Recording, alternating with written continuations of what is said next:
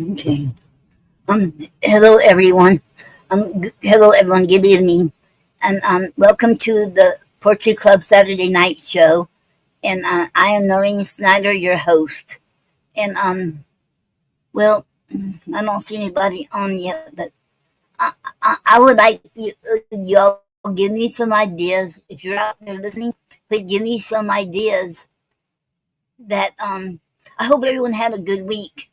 It seems like not many people coming on here anymore. And if you have any ideas what I can improve the Poetry Club Saturday Night Show, am I doing it too long or am I doing it too short? Am I doing something wrong? Or what? So let me know, and I will try to do my best to do better. And and I don't want to have to quit doing it because I enjoy doing it, but I want to improve if I'm not doing a good job. So please let me know what I can do to improve. I really would like to know because I want to do my best and I want to, you all enjoy it too. And if y'all don't enjoy it and coming on the show and listening to me, then it's not worth it to. But okay. And oh, I have a comment here. Okay. Oh wow. Oh wow. Hello. Hello, Mark. Hello, Mark Runner. He's my cousin. Hello. Welcome to the Poetry Club Saturday Night Show. It is an honor to have you here. And Doreen said, "Hi. Hello, Doreen Runner. She's my cousin, and she's my cousin too. And thank you very much for being here. And it is an honor. It's an honor to have both of y'all here." Then somebody said, "Hi, you're doing great." I'll find out who that is. I go on the Poetry Club,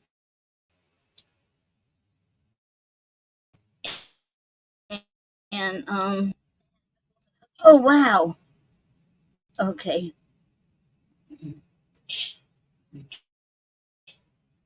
Oh, we are having okay. Hello, Laura Blevins. She said hi. You're doing great. That was her. Thank you very much. Um, um, Laura, and it's an honor to have you here. Welcome to the Poetry Club Saturday Night Show, and they oh wow welcome. Okay. Oh wow, we haven't. Oh wow, and Laura said it's me, Laura. Okay, thank you very much. And and David Nathan, welcome David Nathan to the Poetry Club Saturday Night Show. It is an honor to have you here. Wow, I'm getting a lot of people today. Um, okay. Hello, Greta. Um, um, hello, Greta. Welcome to the Poetry Club Saturday Night Show. It is an honor to have you here. Okay. Hello, Dickie. Welcome to the Poetry Club Saturday Night Show. It is an honor to have you here, and he's my brother. Thank you. Wow, this is the most I have in a long, long time. And oh, and we have a comment here, and Doreen says, "Sorry, we're off for a while." Okay, that's okay, Doreen. Okay, and welcome back, Doreen and Mark. Both of y'all, welcome back. This is the most I have in a long time. Wow, this feels good having. Okay, thank you all very much. And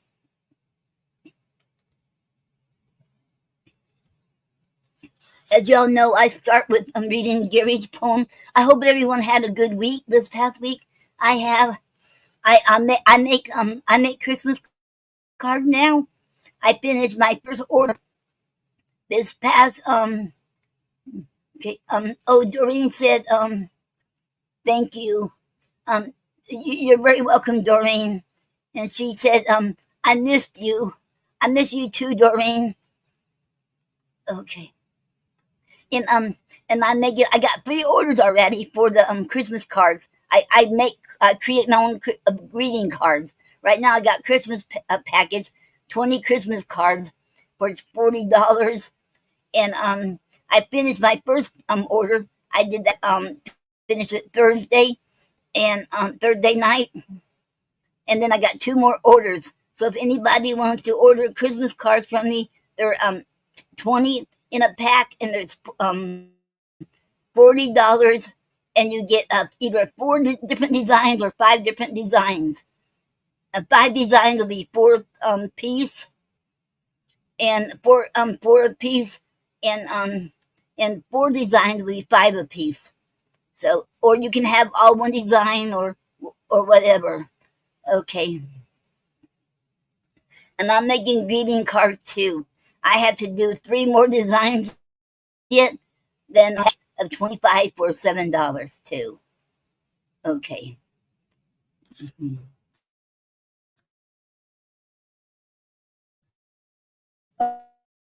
Okay. Um, I'll start off with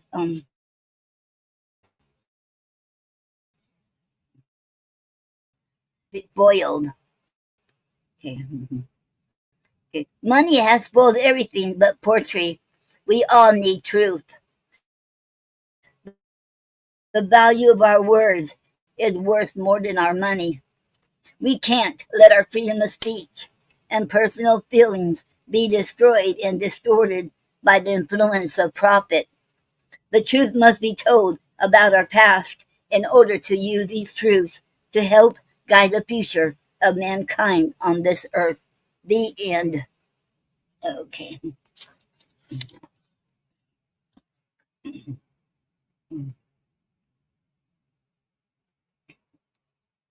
Okay. Now I'm going to read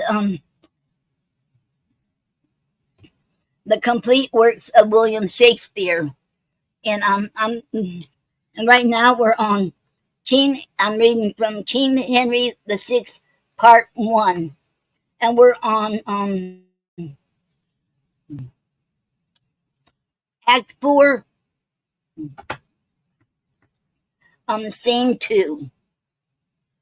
Okay, and from this book here, okay,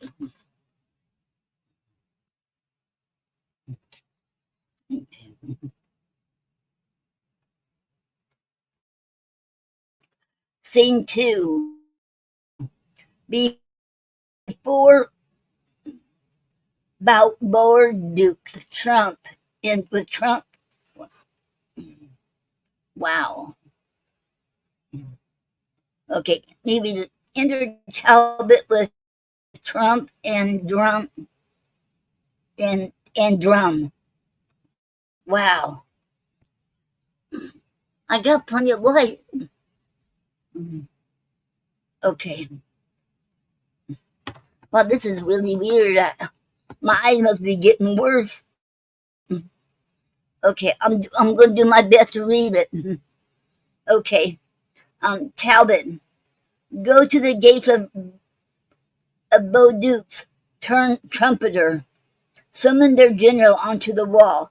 Trumpet sounds, enter general and others aloft.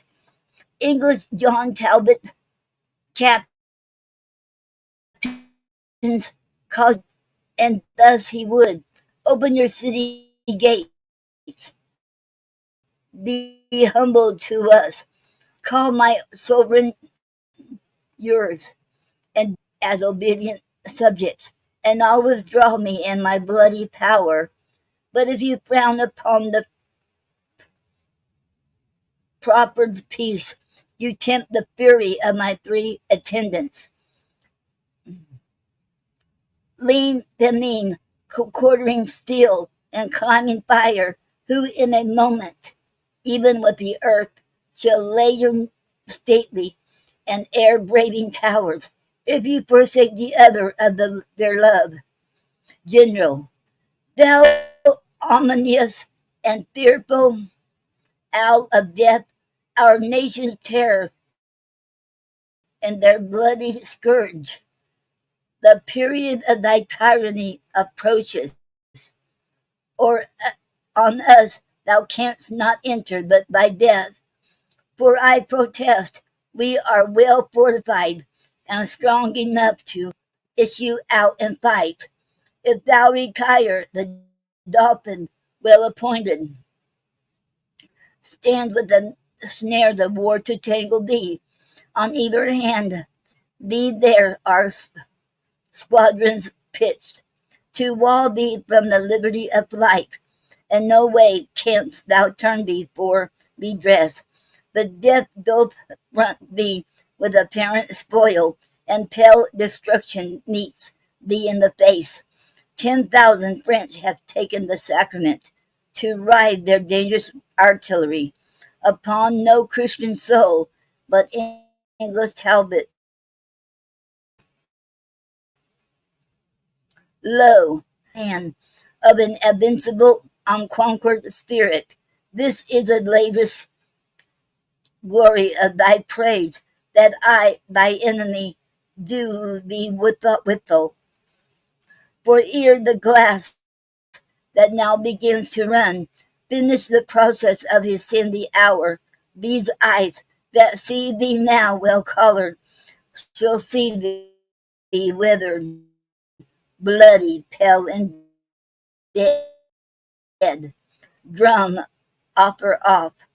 Hark, hark, opens drum, a warning bell, sings heavy music to thy timorous soul, and mine shall ring thy dire departure out.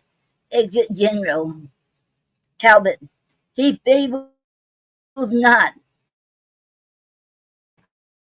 I hear the men and things.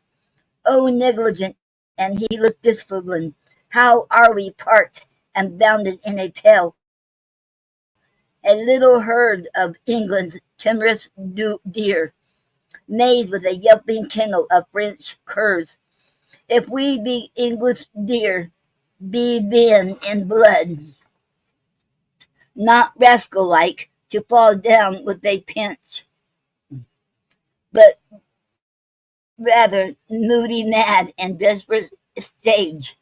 Turn on the bloody hounds with heads of steel, and make the cowards stand aloof that day, and sell every man his life as dear as mine, and they shall find dear, dear of us, my friends.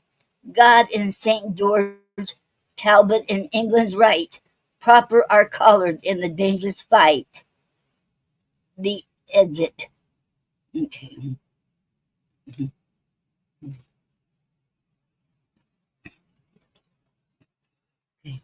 Um, Scene three. Um, Planes in Gascony. Enter a messenger that meets York. Enter York with trumpet and many soldiers. York, are not the speedy scouts returned again, that dogged the mighty army of the Dauphin? Messenger, they are returned, my lord, and give it out that he is marched to Bordeaux with his power to fight with Talbot as he marched along. By your espials were discovered two mightier troops than that the Dauphin led, which joined with them and made their march for Bordeaux. York, a plague upon that then Somerset, that thus delays my promised supply of horsemen that were Levites expect my aid, and I am lauded by a traitor villain, and cannot help the noble chevalier. God comfort him in this necessity, if he miscarry farewell wars in France. Enter Sir Walter Lucy. Lucy, thou princely leader of our English strength, never so needful on the earth of France, spurred to the rescue of the noble Talbot, who now is girdled with a waist of iron, and hemmed about with grim destruction, to Bordeaux, warlike Duke, to Bordeaux, York. Else farewell, Talbot, France and England's honour, York.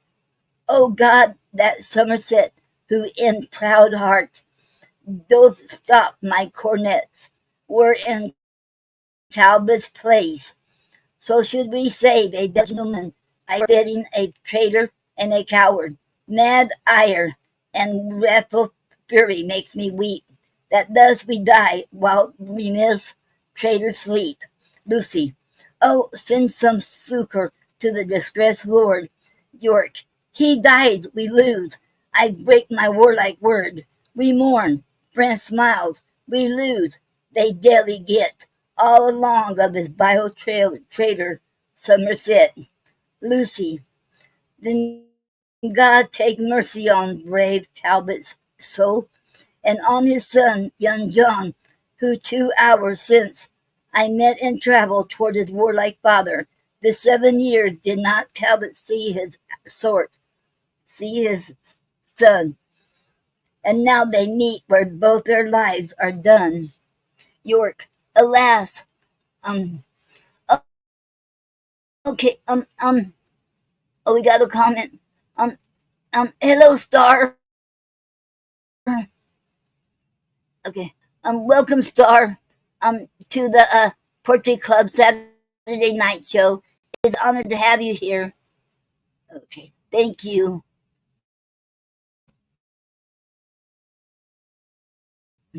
Okay. Uh-oh.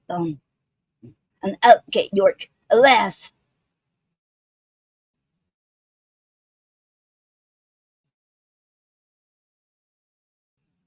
his vexation almost stops my breath.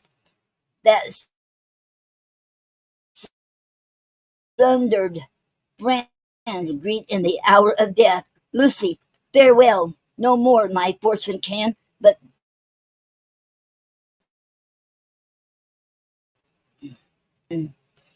name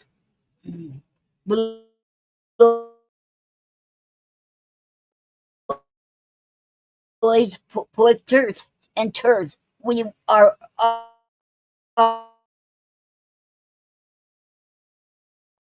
one away. Long all of summer Susie. Thus wildly boaster of sedition feel,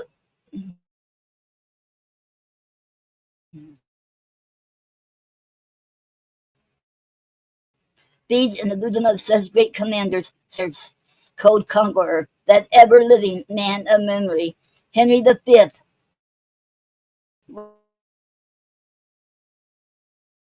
while they eat and all hurry to loss. Exit.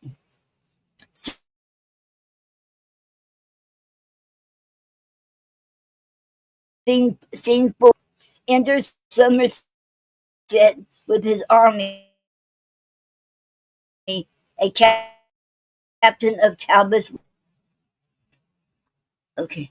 And we have a comment, and Star said,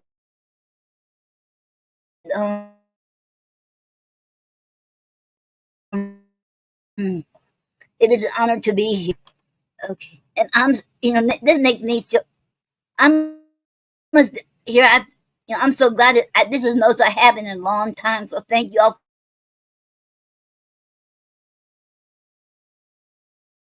for being here. It feels really good when. Okay. Mm, okay. And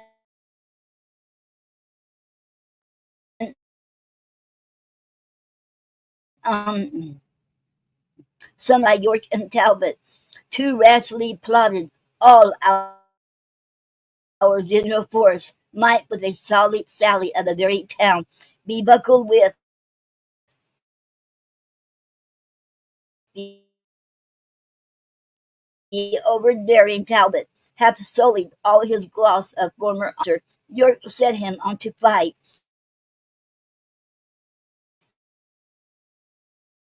and die in shame. That Talbot dead, Captain, here is Sir William Lucy, who with me set from under Sir William Lucy. How now, Sir William? Whither were you sent? Lucy. Whither, my lord? From bought and said, and so Lord Talbot, who ring about with bold adversity, cries out for noble York and to beat a selling death from his weak legions. And whiles the honorable captain there drops bloody sweat from his war-wearied limbs, and in vintage lingering looks for rescue, you his false hopes. Um, you his false hopes, the trust of England's honor,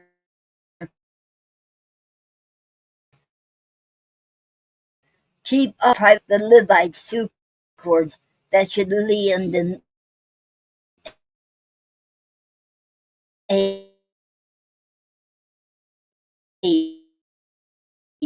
while he, renowned noble gentleman, yields Earls Burgundy, Alencon,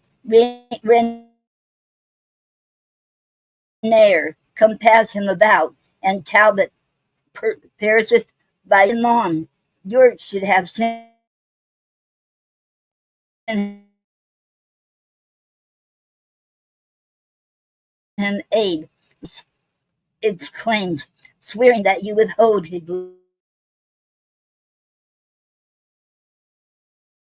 living host. Might have sent and had the horse. I owe him little duty and less love,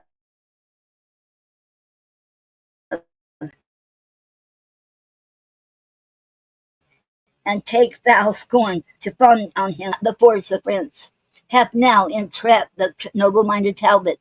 Never to England shall to he bear his life, but dies betrayed straight. Within 6 hours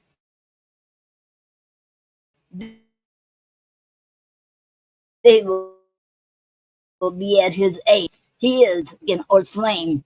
For fly he could not if he would have fled, and fly said, if he be dead,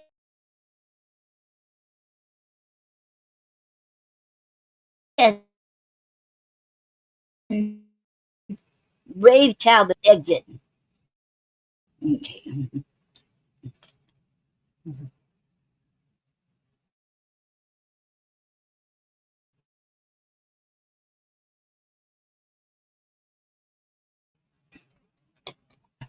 The English camp near Bordeaux. Enter Talbot and John his son. Talbot, oh young, wait, Talbot, oh young John Talbot, I did send for thee to tutor thee and thee be by.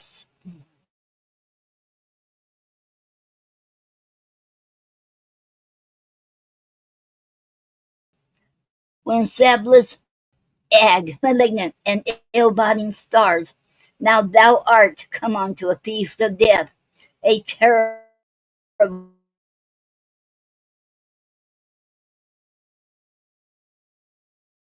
and unavoided emperor. Yes, horse, and I'll direct thee how thou shalt escape.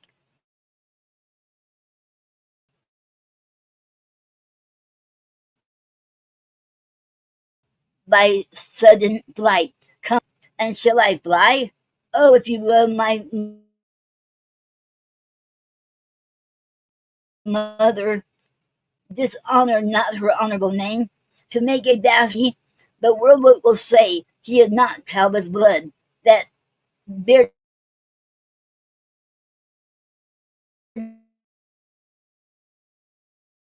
fled, that basely fly to revenge my death, if I be slain. John, he that flies so well never return again. Talbot, if we both stay, we both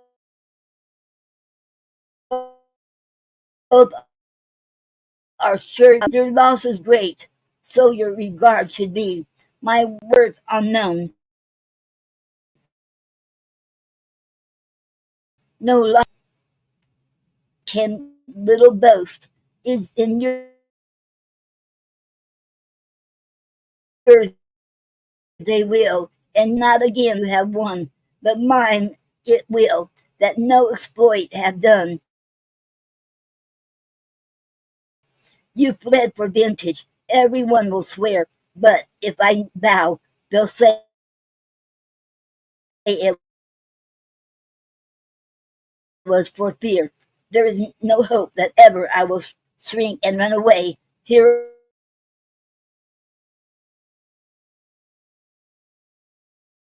on my knee, I beg, John, rather than I'll shame my mother's womb. Talbot, upon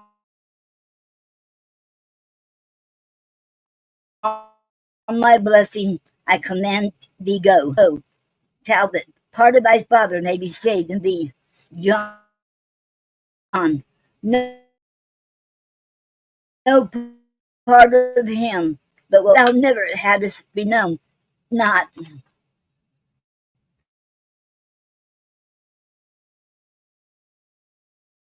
chance, not lose it. The flight, abuse it.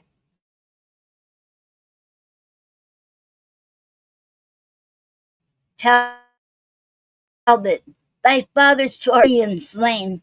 If death be so apparent, then both fly. Talbot, my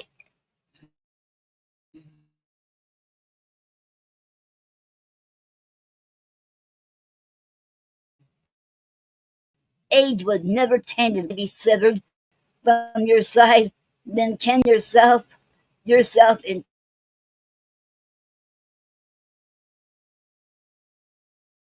twain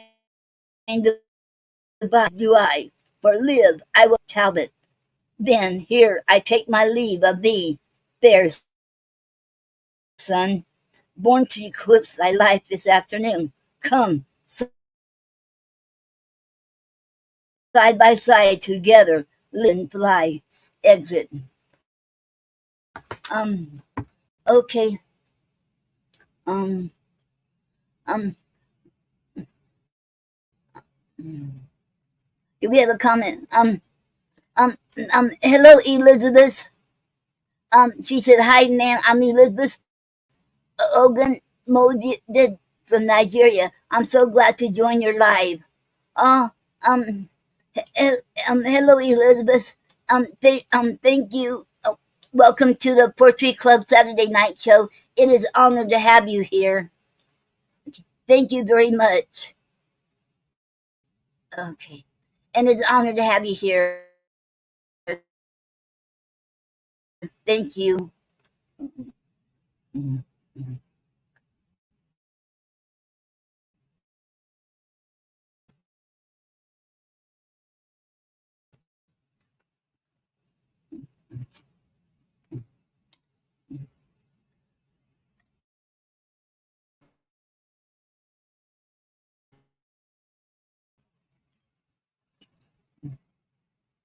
Okay. And Elizabeth said, thank you, ma'am. You are very welcome, Elizabeth. I hope I pronounced your name right.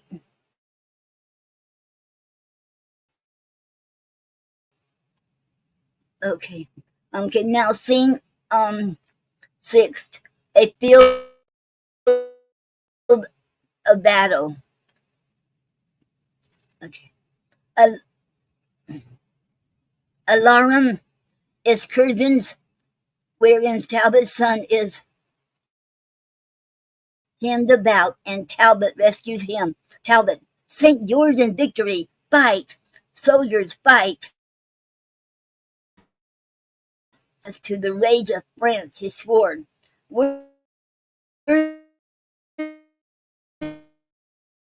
John Talbot, pause and take thy breath. I gave thee life and death. John, oh twice my father, twice am I thy son, till with thy warlike sword, despite of fate, to my determined time thou gavest new date. Talbot, when from the dolphin's crest thy sword struck fire, it warmed thy father's heart with proud desire of bold-faced victory, then lit an age, quickened with youthful spleen and warlike rage. Beat, beat down Alencon, Orleans, Burgundy, and from the pride of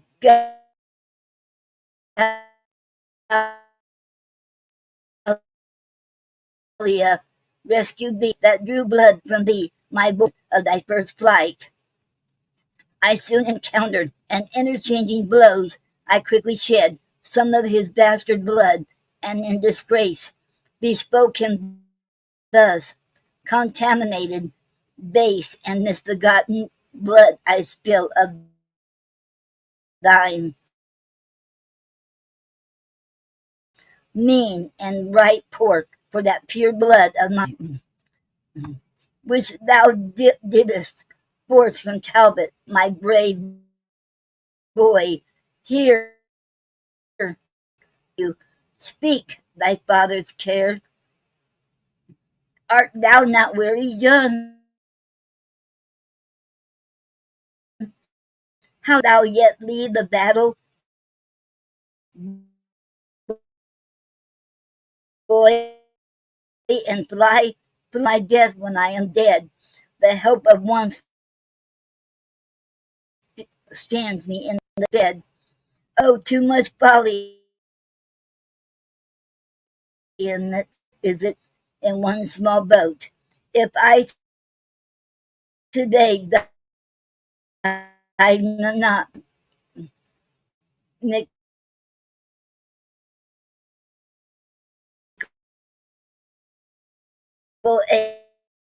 age, by me they nothing gain, and if I stay, eyes, our household's name, my death revenge, thy youth, and England's fame. All these and more we hazard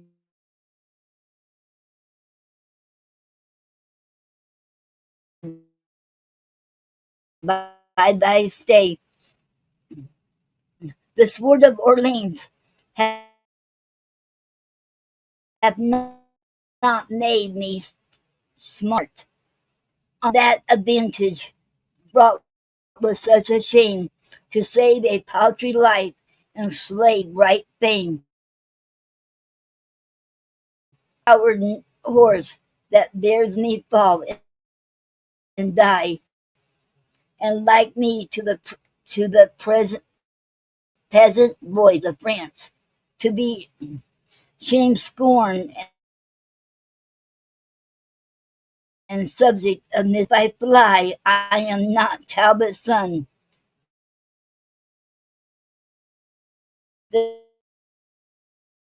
Then talk no more of flight. It is no boot, Talbot. Then follow thou thy desperate sire of Crete.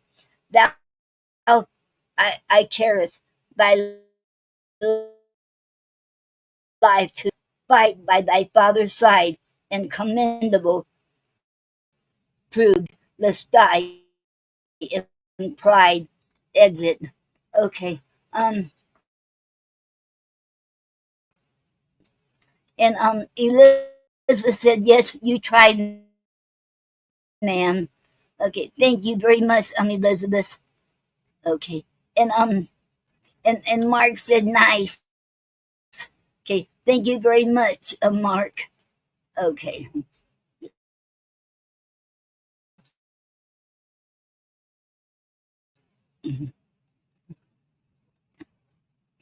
okay, and now scene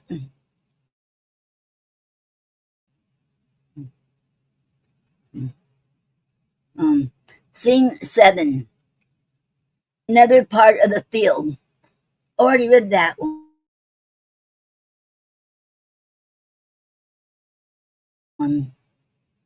Wait, another part of the field. Alorum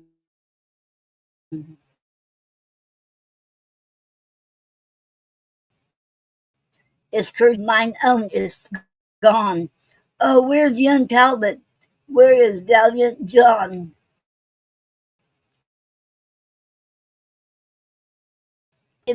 Young Talbot's Baylor get on my knee. His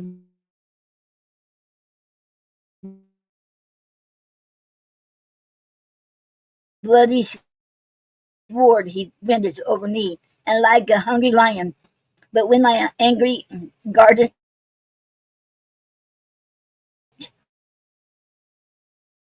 stood alone, tending my ruin, and then from my side to start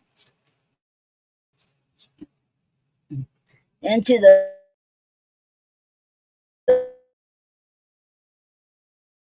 clustering battle of the prince, and in that sea of blood and spirit, and there died my Icarus, my blossom in his servant. Oh, my dear Lord, lo, where your son is born. Enter thou antique death, which lingerest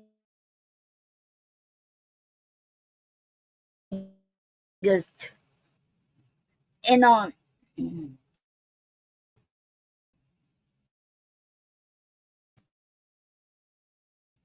in bonds of perpetuity. Two Talbots winged through the leather sky, become hard favored death.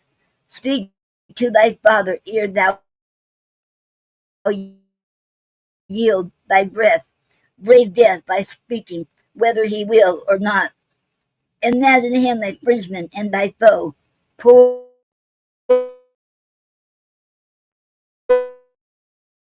boy, he smiles, methinks, as when death had died today. Come, come and lay him in his father's arms. My spirit can no longer bear these arms would have.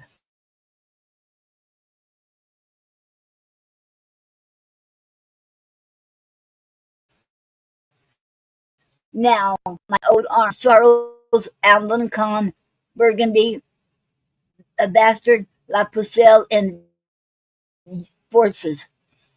Charles, had York and Somerset brought rescue in, we should have found a bloody day of this. Bastard, how the young whelp of Talbot's raging wood did flesh his puny sword in Frenchman's blood. Pucelle, once I encountered him, and this I said, thou maiden youth, he vanquished by a maid. But with a proud, majestical husk, young Talbot was not born.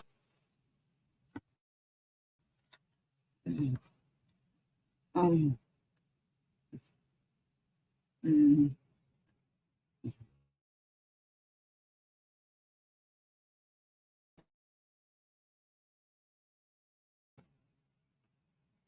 Giglet went so as unworthy fight. Burgundy,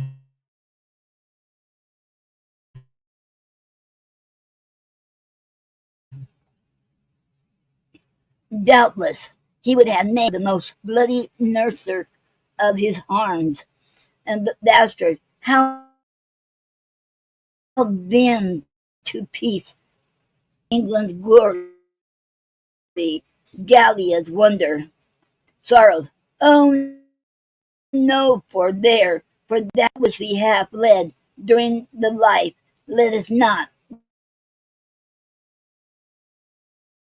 wrong and dead. Enter Sir will conduct me to the Dauphin's tent, to know who hath obtained the glory of the day. Charles, on what submissive message, Dauphin? 'Tis a mere French word. We English warriors what not what it means. I come to know what prisoners thou hast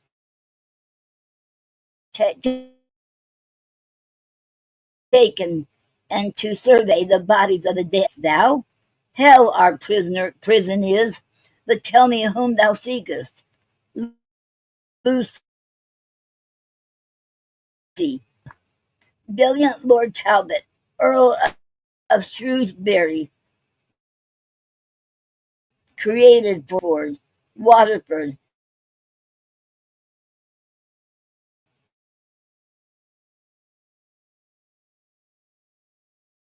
and Valence, Lord Strange, wait, of Blackmere, Lord Burden of Alton,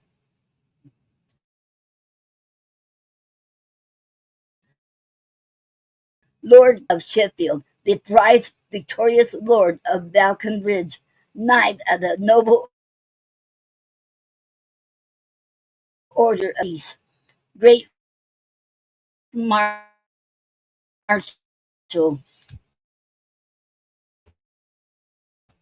to Henry the silly, stately, silent being, the Turk, that 250 kingdoms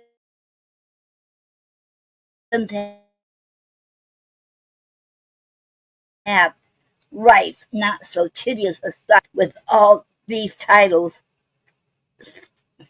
stinking and fly blown lies here at slain, the Frenchman's only scourge, their kingdom's terror and black nemesis.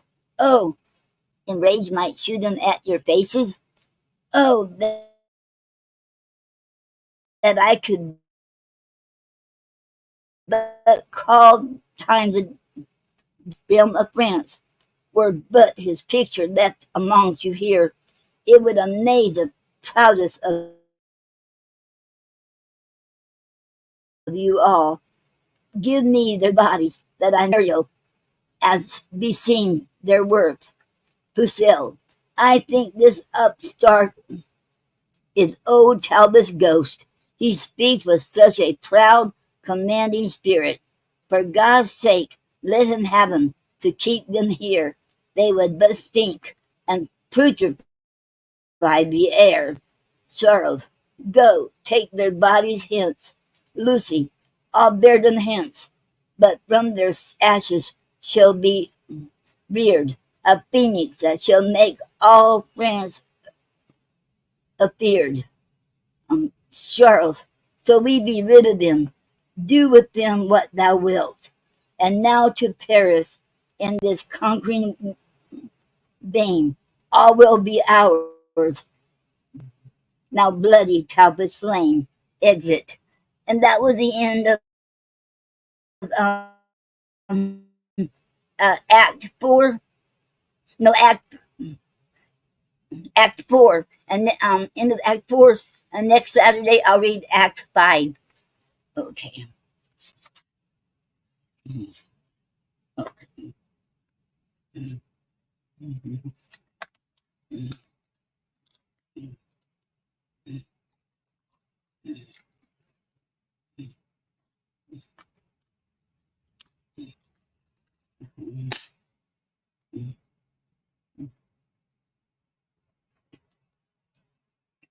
Okay. Um, and Doreen said that was great. Oh, thank you very much, Doreen. Okay. And Star said, woohoo. Thank you very much, Star. Okay. Okay. Now I'm gonna read the from Ara by Elizabeth Browning, and and I have it from on my cell phone here, and okay. Now give me a minute because see you on your cell phone, because I couldn't laptop because it'd be hard to read it and do this too, so I had to do it on my cell phone, and and where I left off at so uh, um okay. Um, um,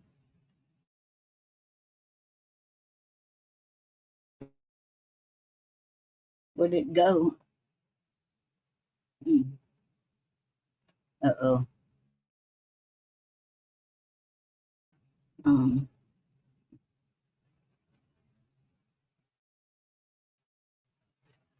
mm, um, um,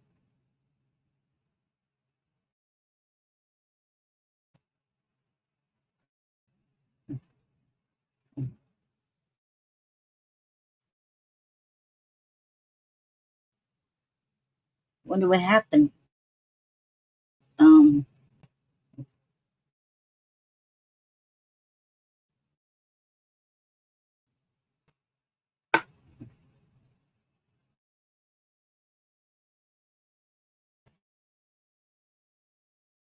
wow.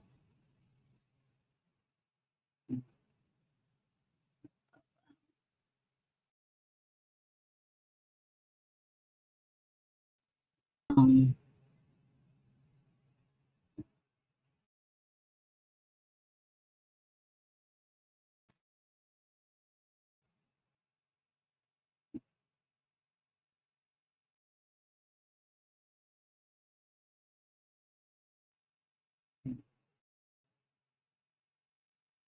okay, I see it now.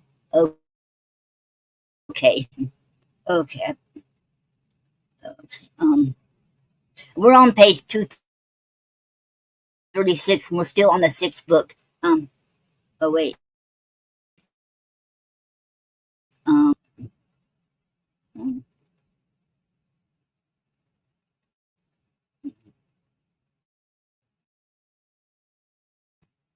Elizabeth Garrett Browning and Robert Browning are my one of my favorite.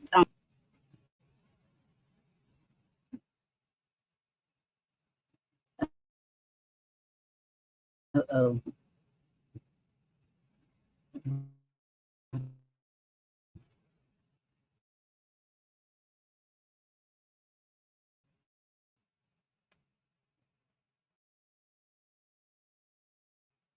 I thought this came from archive.org, but I guess it didn't. It came from Google Books, and it's all in the uh,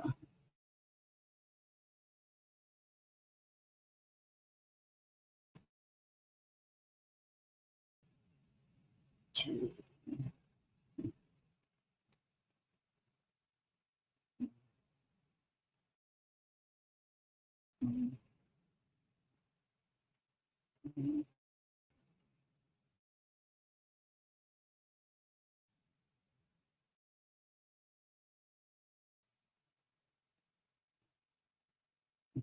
oh. Okay, here we are. Aura by Elizabeth, sixth book, page 236.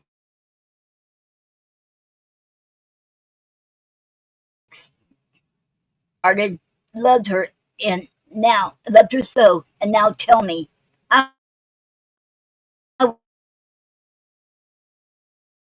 will tell you, she replied. Promise first that he in England he shall never learn, and what a dreadful trap his creature here, round whose unworthy neck he had meant to tie. The honorable know him, as he takes to heart the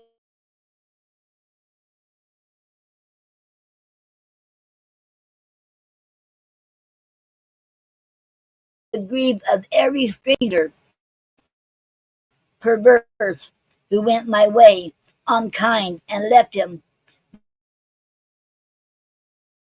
But if once he knew, ah, then the sharp nail of my cruel wrong would fasten me forever in his sight. Head, wing, nailed high up over fear's hundred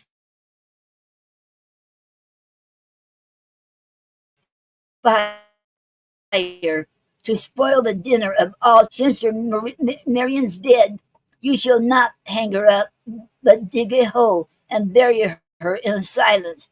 Ring no bells. I answered gaily, though my whole voice wept.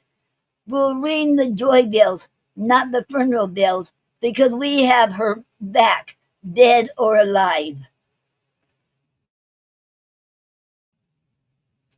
She never answered that, but shook her head, then low and calm, as one who's safe in heaven. She'll tell a story of his lower life, unmoved by shame or anger. So she spoke. She told me she had loved upon her knees, as others pray, more perfectly absorbed in the act and inspiration. She felt for just his uses, not her own at all. His stool to sit on or put up his foot, his cup to fill with wine or vinegar, whichever drink might please him at the chance, for that should please her always.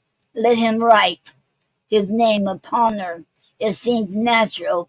It was most precious, standing on his shelf, to wait until he chose to lift his hand. Well, I saw her then, and must have seen how bright her life went floating on her love, like wicks the housewives send afloat and on oil, which fills into a flame that lasts a night.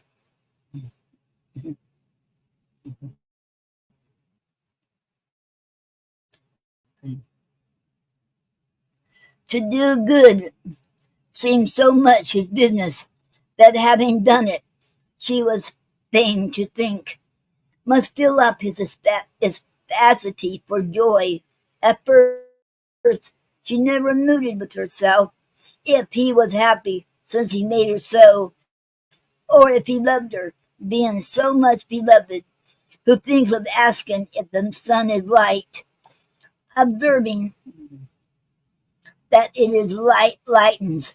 Who so bold to question God of his felicity? Still less, and thus she took for granted first what first of all she should have put to proof, and aimed against him so, but only so. What could you hope, she said, of such as she? You take a kid you like, and turn it out as in some fair garden, though the creature's food and gentle, it will leap upon the beds and break your tulips, bite your tender tress. The wonder would be if such innocence spoiled less. A garden is no place for kids. And by degrees, when he who had chosen her brought in his courteous and benignant friends to gladly as part of his, by slow degrees it broke on her slow sense that she too is in that Eden of delight,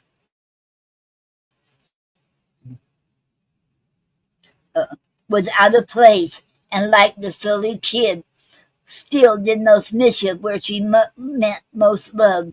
A thought enough to make a woman mad. No best in this, no beast in this, but she may well go mad.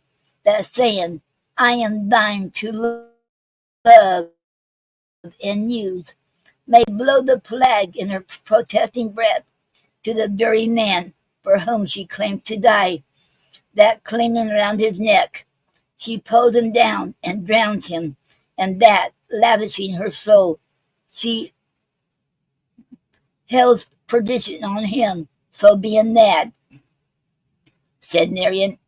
Ah, who stirred with such thoughts? You ask, whose fault it was that she should have such thoughts? None's fault, none's fault. The light comes and we see.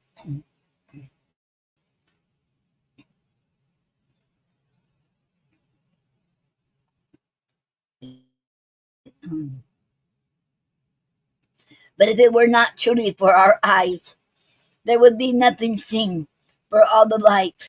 And so with Marian, if for she saw at last the sense was in her. Lady Waldemar had spoken all in vain else.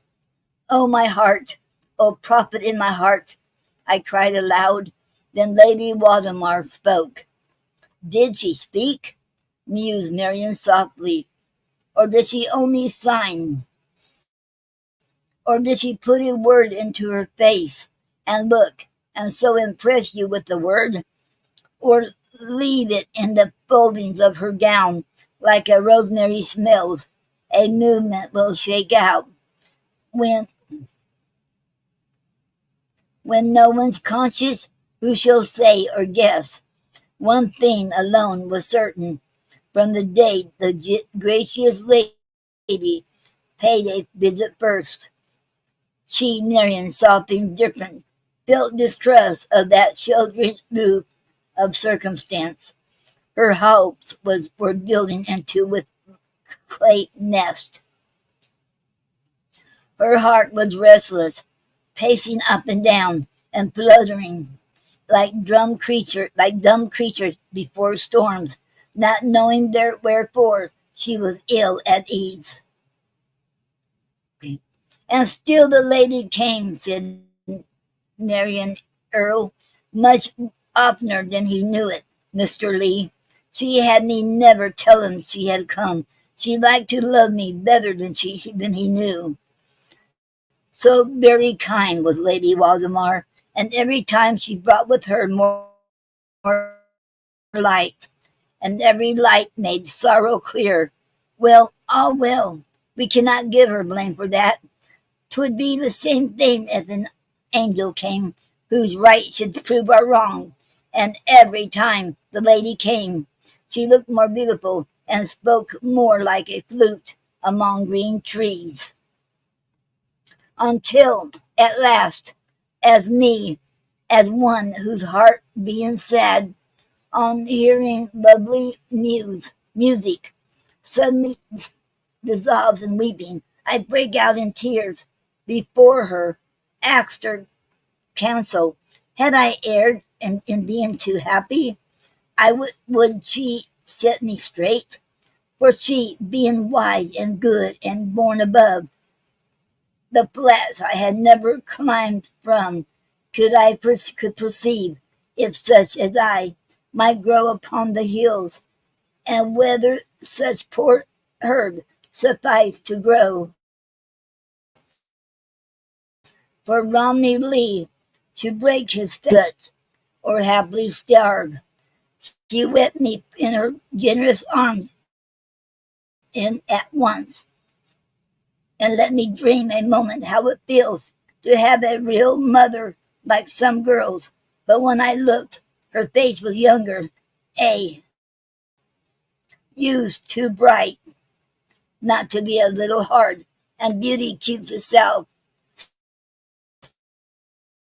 still. Lady Waldemar was kind. She hurt as if the morning sun should smite us on the eyelids which we sleep, and wake us up with headache. And soon was light enough to make my heart ache too. She told me truth I asked for. 'Twas my fault.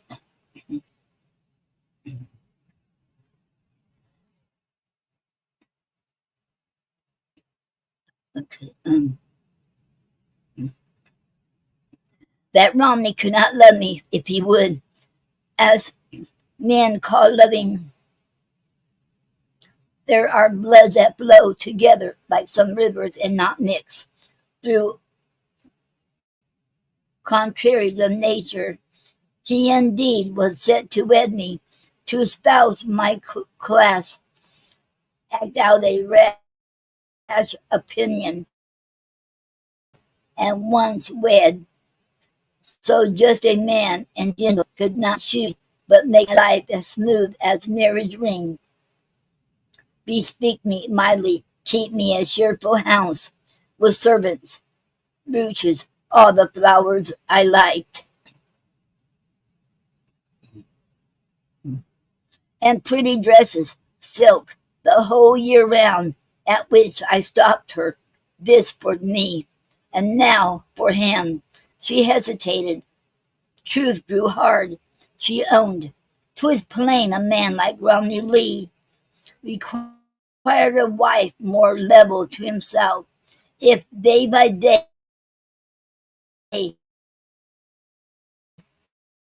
he had to bend his and interchange the common talk of life, which helps a man to live as well talk. His days were heavily taxed. Who buys a staff to fit the hand that reaches but the knee? He feel it better to be forced to miss the perfect joy of married suited pairs who bursting through the separating hedge of personal dues with that sweet eglantine of equal love keep saying, so we think. It strikes us. That's our fancy. When I asked if earnest will, devoted love, employed in youth like mine, would fail to miss me up, would, would fail to raise me up, as two strong arms will always raise a child to a fruit hung overhead. She sighed and sighed. That could I not be. That could not be, she feared. You take a pink, you dig about its root and water it, and so improve it to a garden pink, but will not change it to heliotrope. The kind remains.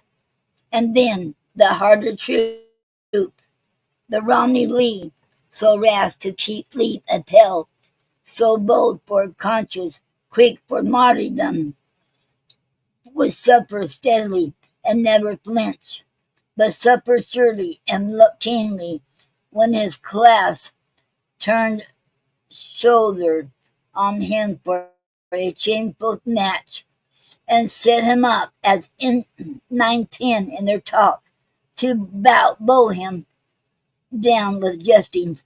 There she paused. Okay.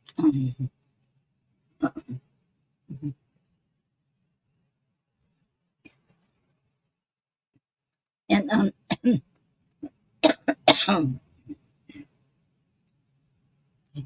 and when I used the pause in doubting that we wronged him after all in what we feared, suppose such things.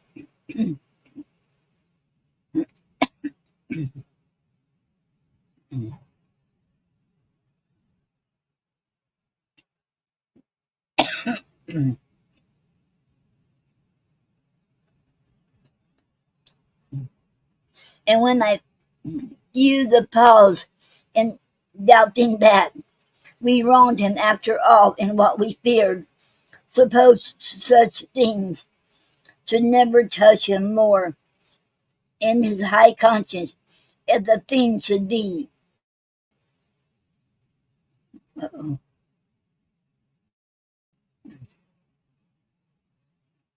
Then when the queen sits in an upper room, the horses in the street can spatter her. A moment, hope came, but the lady closed that door and kicked and nicked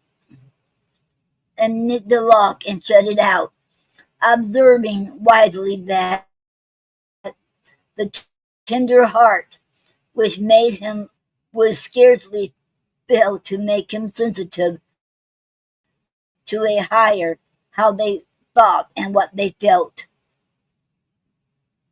Alas, alas, said Marian, rocking slow, the pretty baby who was near asleep, the eyelids creeping over the blue balls. She made it clear, too clear. I saw the whole. And yet, who knows if I had seen my way straight out of it by looking,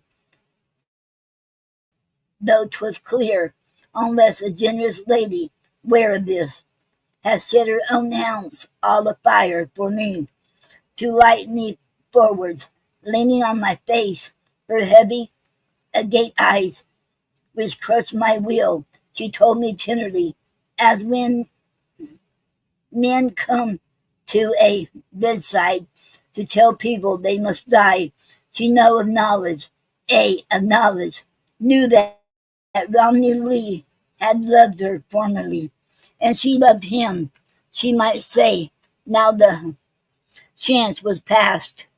But that, of course, he never guessed, for something came between them, something thin as a cobweb, catching every fly of doubt, to hold it buzzing at the window pane, and help to dim the daylight.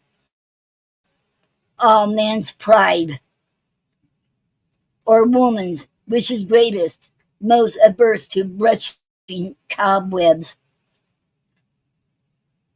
Well, but she and he remained but first fast friends. It seemed not more than so, because he had bound his hands and uh, uh, could not could not stir.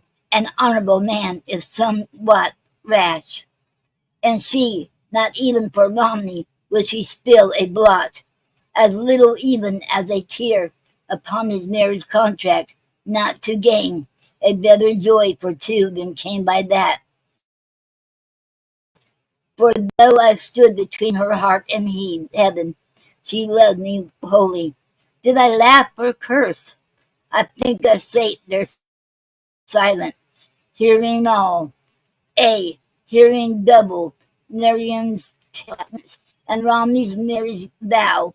I'll keep to thee, which means that woman serpent. Is it time for church now? Lady Waldemore spoke more, continued Marian.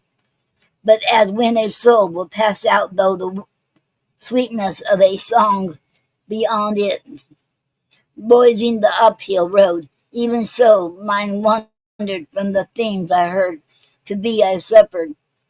It was afterward I shaped the resolution to the act. For many it was clear and close, it touched my eyes, but still did the generous lady try to keep the case afloat, and would not let it go, and argued, struggled upon Marian's side, which was not Romney's, though she little knew no, what ugly monster would take up the end, what griping death within the drowning death was ready to complete my sum of death. I thought, perhaps he's sliding now the ring upon the woman's finger. She went on, the lady, failing to prevail her way, upgathered my torn wishes from the grits, and as I thought I could breathe freer air away from England, going without pause, without farewell, just breaking with a jerk. She promised kindly to provide the means with instant passage to the to one who once had been her waiting maid, and had the customs of the world,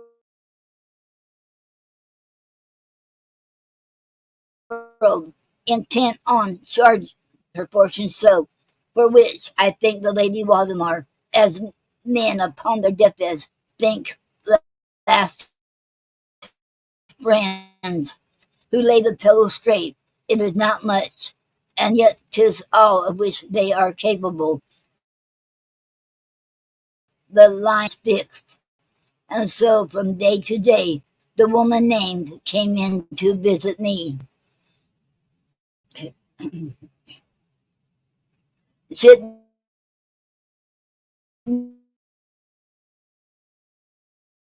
then the girl stopped speaking, sat erect, and as if I had been a ghost. Perhaps I looked as white as any ghost. Nature's really, do you think?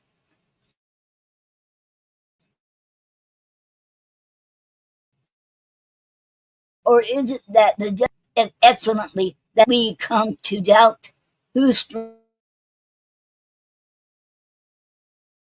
stronger? He, I never liked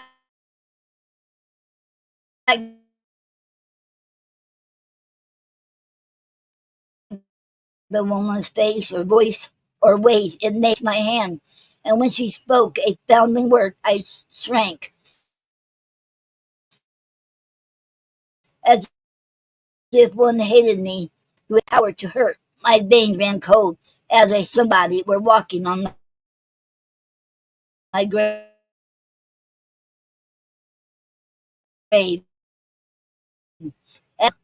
To trust, I asked, where last?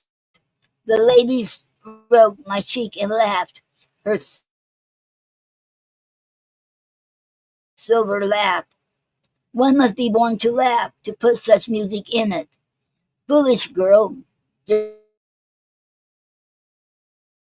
scattered wits, rule beyond the sheep walk reaches, lead in scorn that I had hearts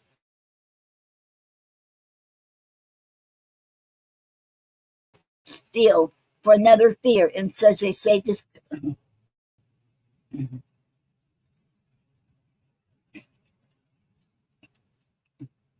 okay.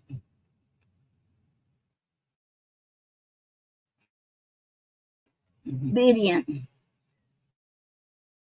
I wrote my letter which delivered him from Miriam to his own prosperities and followed bad that bad guide.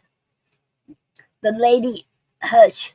I never blame the lady. Ladies who sit high, who, however willing to look down, will scarce see lower than their dainty feet.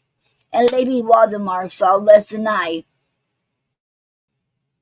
With that, with what a devil's daughter, I went forth along the swine's road, down the precipice, in such a curl of hell, foam caught and choked. No shriek of soul and anguish could pierce through to fetch some help.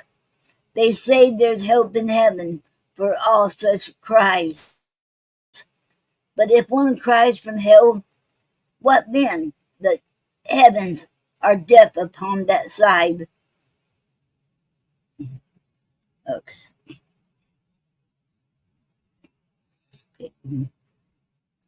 Okay. Um, okay.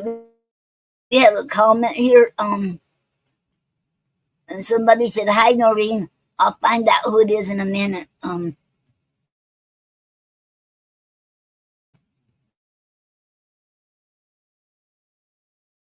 Okay. And welcome. That is Soul Angel.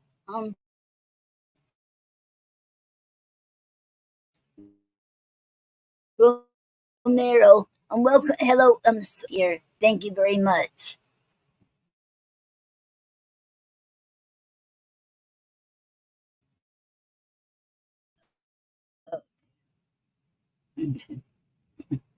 Um, a woman. Let me hear me. Let me make it plain. A woman, not a monster. Both her breasts made right to suckle babies. She took me off. A woman also, young and ignorant, and hashed away with weeping, till the trees, the blessed unaccustomed trees and fields, rained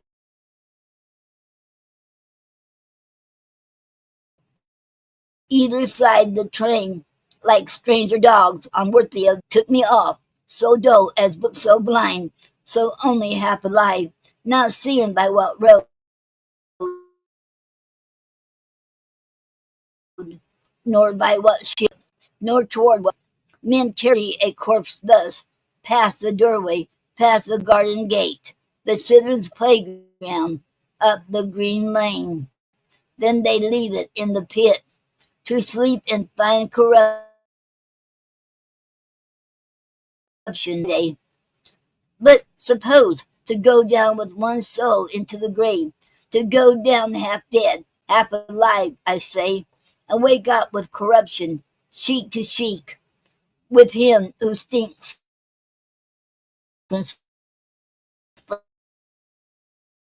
Friday. There you feel, you understand. No, do not look at me, but understand the blank, blind, weary way which led, wherever it led, away at least. The ship to Sydney or to France, still bound, wherever else, to another land. The swooning sickness on the dismal sea, the foreign shore, the shameful house, the blood, the heavy-headed grief. No need to bring their shame damnable drugged cup. And yet they brought it. Hell so prodigal of devil's gifts, hunts liberally in packs, will but 50 red wild throats must awoke at it, smoke at it, as um,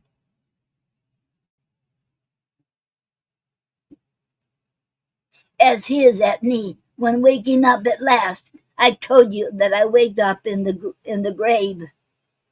Enough so. It is plain enough so.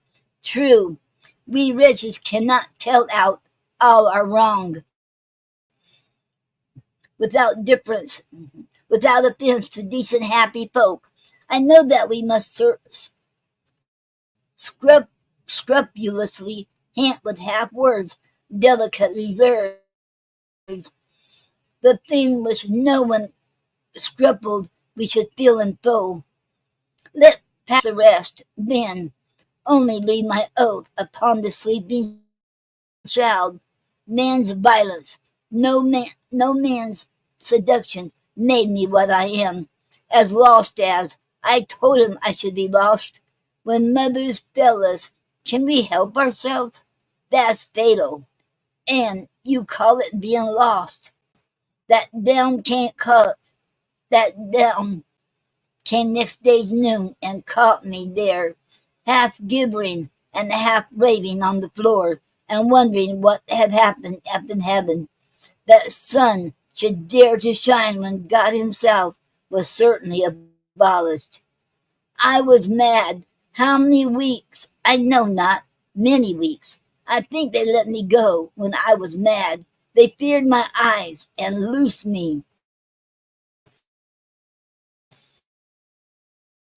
as boys up and down by road and village, over tracts of open foreign country, large and strange, crossed everywhere by long popular lids,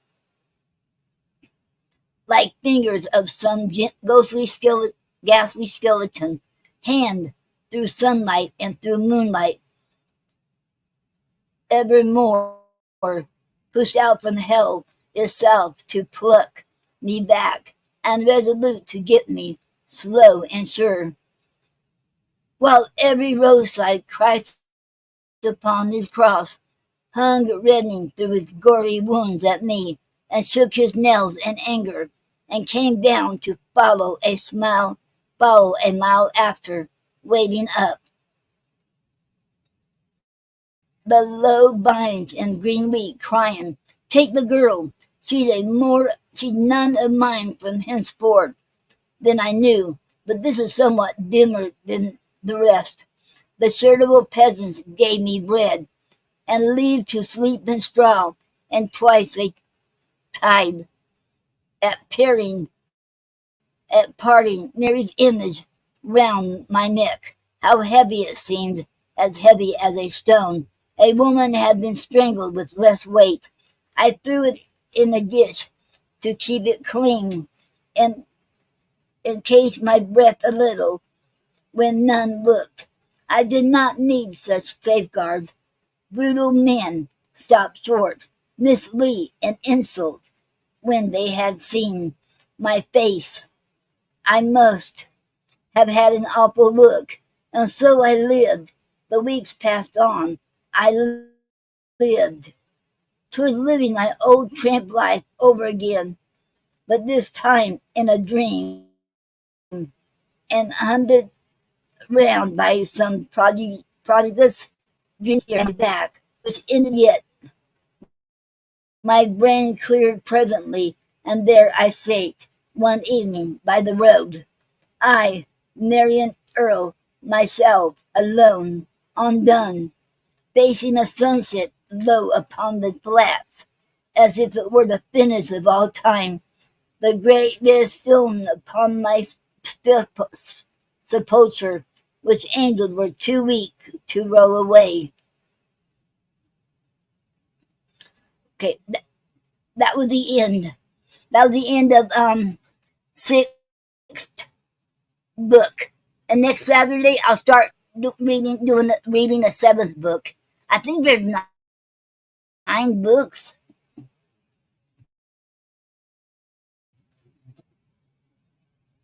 We have a comment, and Star said, "Enjoy that reading." Thank you very much, Star. Okay, thank you. And we have somebody said, "Sorry, so late." That was Soul Angel, and Soul Angel. You don't have to apologize. And and thank you for being here. Even, and I didn't have the word for today in the poetic form. I will have the next Saturday for you all. And okay, did anybody want to come on and read their poetry, or have any announcements, or have anything going on they want to talk about? Okay, or want to come on and talk? Anybody's welcome. Okay, and while I'm waiting to see the announcements. Okay.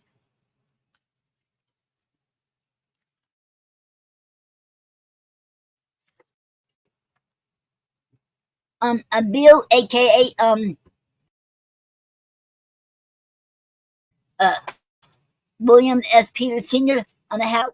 So if you want to submissions now open. I mean,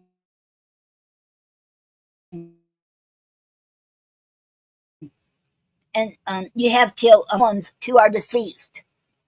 Now is opportunity to write that poetic letter.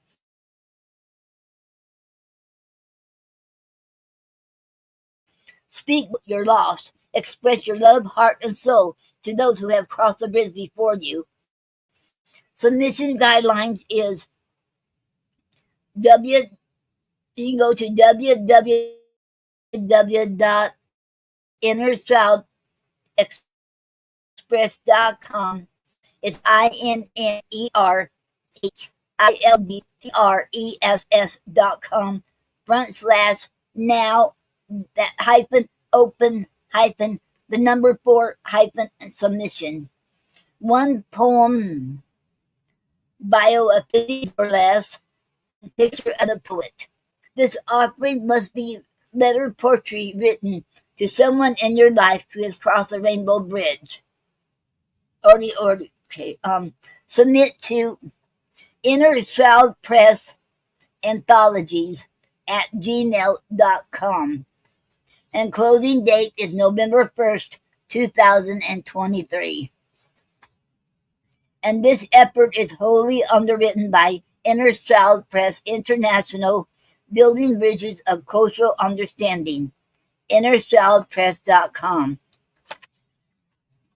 And then and Bill has another anthologies too. I just have it right here.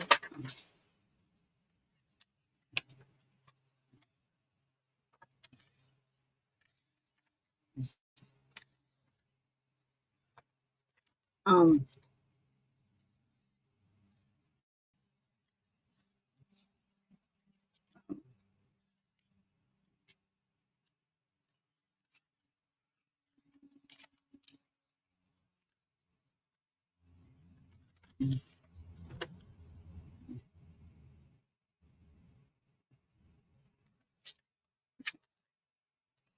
um how could it disappear?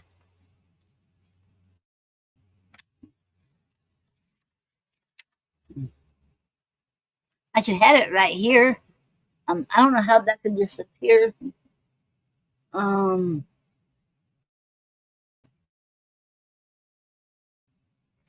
okay, we have a comment. And Nathan said hello. Hello, David Nathan, and welcome to the Poetry Club Saturday Night Show. It is an honor to have you here. I had a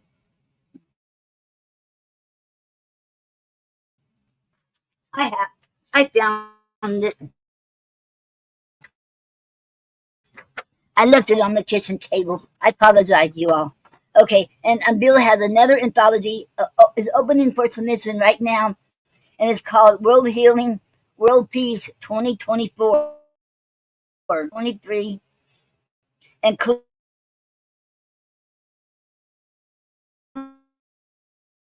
closing date is December 31st, 2024. The theme is World Healing,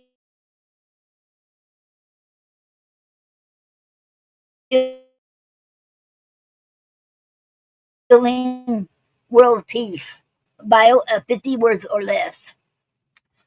Please do not submit an email body. Submissions must be an attachment to the email. Submit to World Healing, World Peace. Okay. And you can find both of them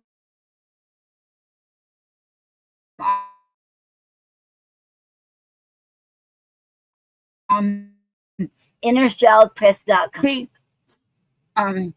If anybody wants to come up here, come on into in the studio.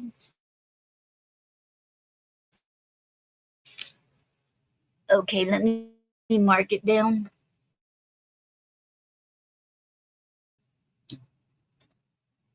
Okay. Okay. Um.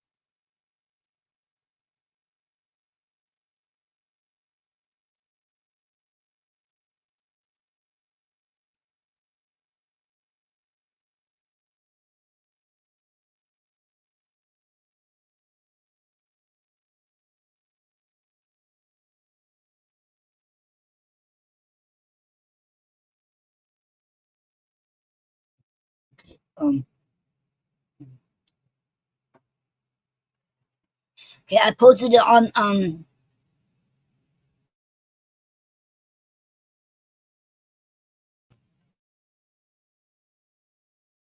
Okay, I posted in the Poetry Club.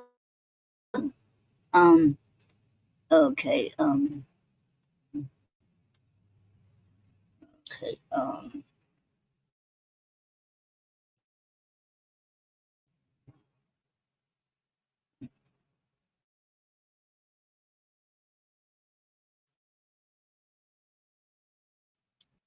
Okay. I didn't. Okay. And Doreen said I gotta put my phone on charger. Okay. Doreen Runner said Okay. Oh. I gotta put my phone on. What happened? I gotta put my phone on charger. It was really nice to be here again. Thank you. Thank you very much, Doreen. Okay. I'll see you next Saturday.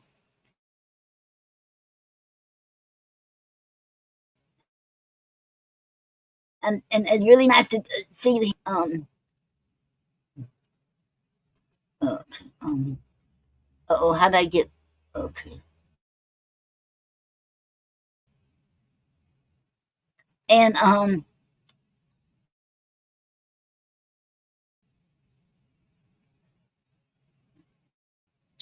somebody said, "Have a blessed day, ma'am." Okay, let me see who. Um,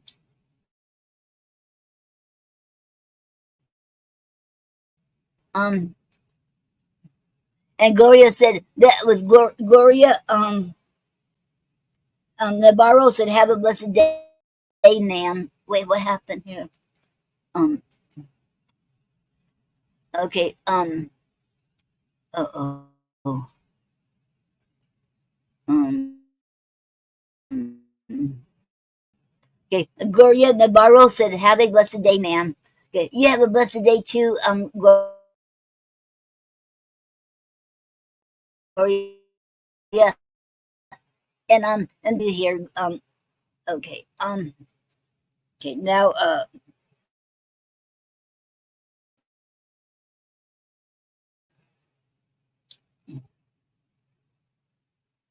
okay, um,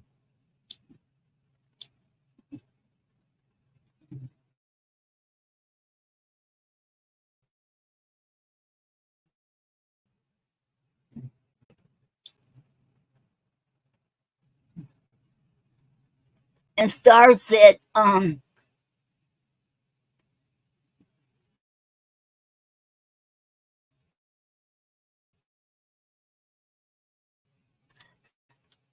okay, I was putting that in there, no, nobody read yet.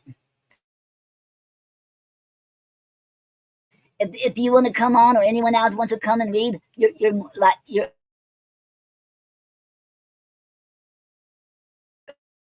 more welcome to.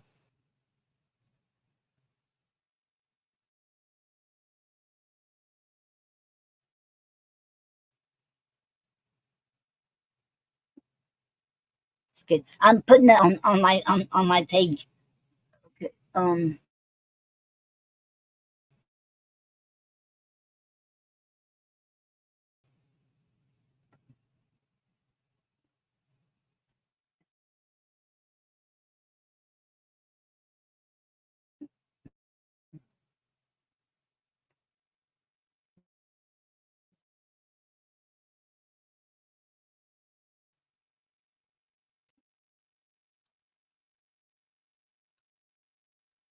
Okay, okay. I put you can copy the link. Nobody, you don't have, if anybody,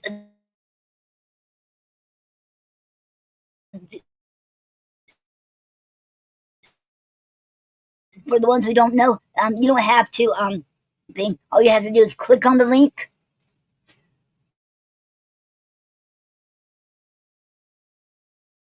click on it, or copy and paste it on the address to read. Or if you have anything you want to say, or you have any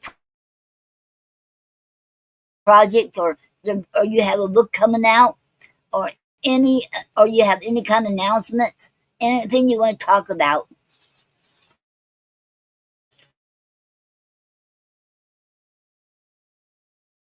Okay. While I'm on outpatient every Sunday and Wednesday, Her show is called Poetic Expressions, and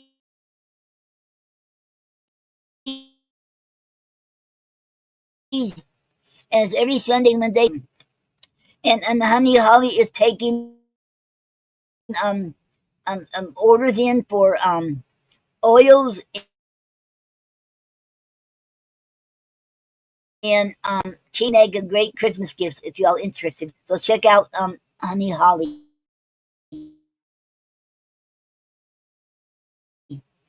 Has her show now every Sunday at 5 I think it's 5 p.m. called the T, and this channel is Great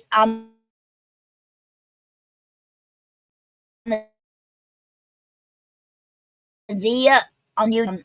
Videos of him reading his poetry and all kinds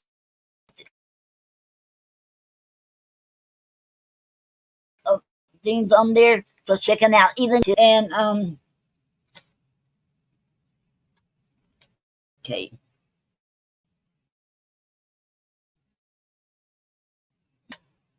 And Max Winnett and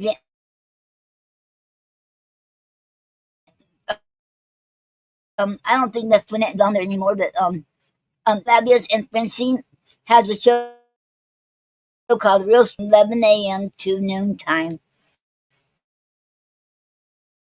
Okay, if you want to check it out, you can check it out. Okay, Gina Storm has it, and Nina has a show every Monday night at 9 p.m. called Voices Behind the Pens, and it's talkshoe.com/show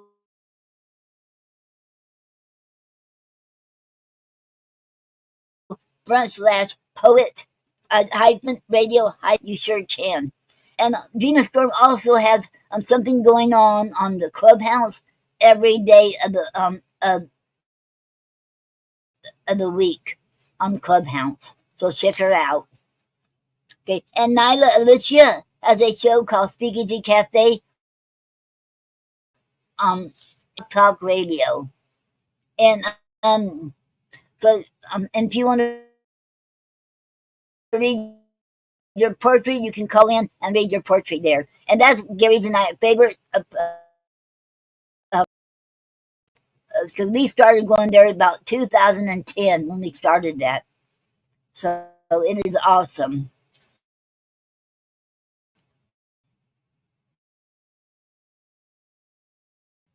And I also have I want to give out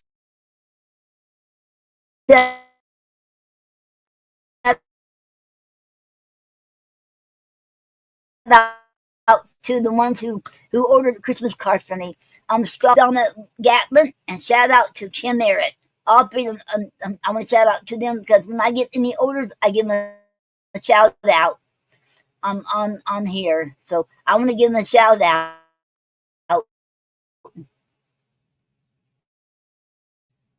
And I have greeting cards in a package. I make 20 in a pack, and they're $40. And gift tags. Um,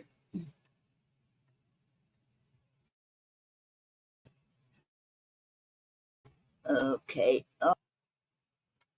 Okay. Uh, let's see.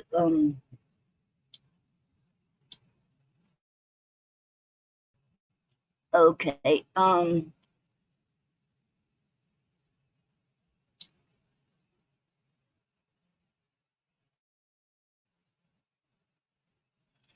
Okay. Um.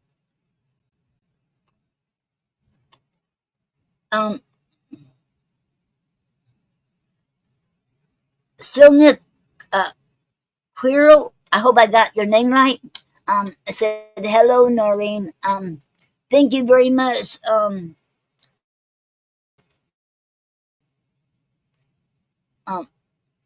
Silnith Quirrell.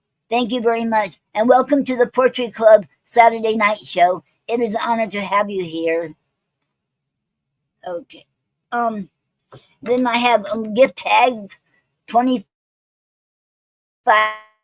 in a pack, and they're $7. Calendars for 2024. I have to get back to it, and I'm working on another project on my website, official website. I will let y'all know when it's done, and and then if anybody interested too about oh yes, on the 23rd of October 23rd, I'm having the show called Have a Chat with Poet Noreen, and Daryl Halenchak will be my guest. Be my guest on the show. So you don't want to miss it. It's going to be 7 o'clock Central Standard Time, and 8 o'clock Eastern Standard Time. Okay, and if anybody wants to come on, and I'll give you a few more minutes in case anybody wants to come and read, and or have anything to say or any announcements. Oh, I do have another announcement that hasn't anything to do with poetry, but I'm going to do another Tupperware party, probably in the first week of November. Okay, and because I've been got a lot of going on right now, so I have it in like in November, first week of November, and okay, and I'll just give y'all a few more minutes. If nobody comes on, then I will close out. And I just want to thank everyone who came today. And I had quite a few come here today. So thank you all. This is the most we had in a while. Okay. And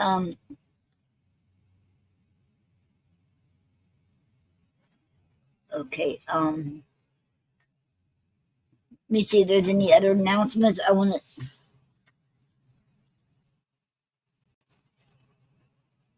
Okay. And you can go on ko hyphen fi.com / Gary and Noreen. It'll be right on here on the you can go on there and see what I have on there for sale. And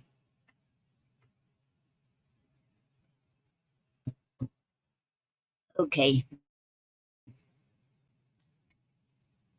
Because I have my poetry books too. You can get signed copies. Okay. And okay. I'll give you a few more minutes. And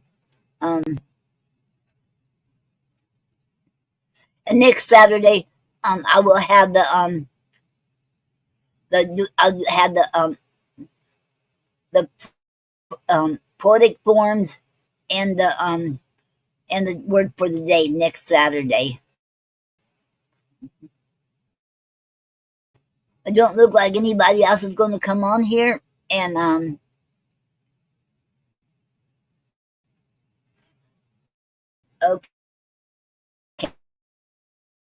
okay, I'll be closer, and I'm glad y'all made it here, and so thank you all, and it's an honor to have each one of you all here.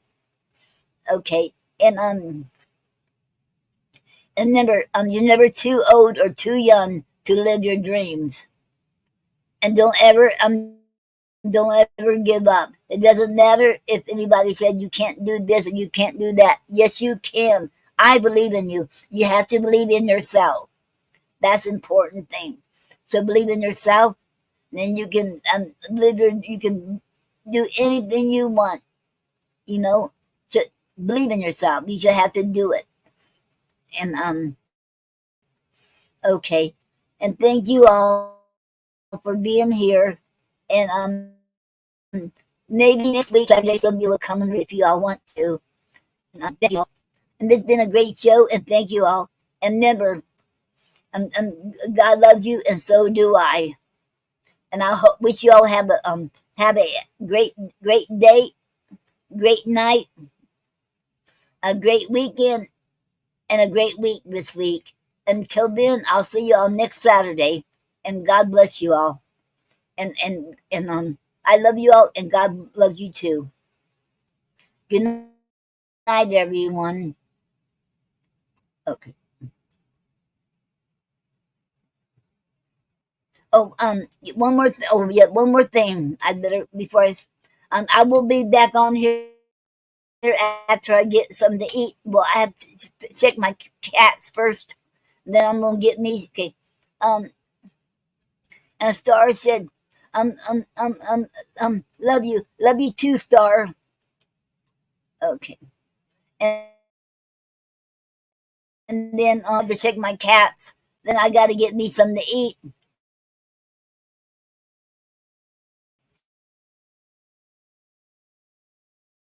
and relax.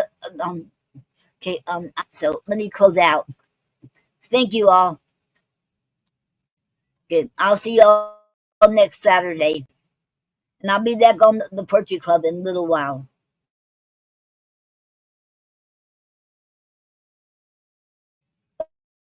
Okay.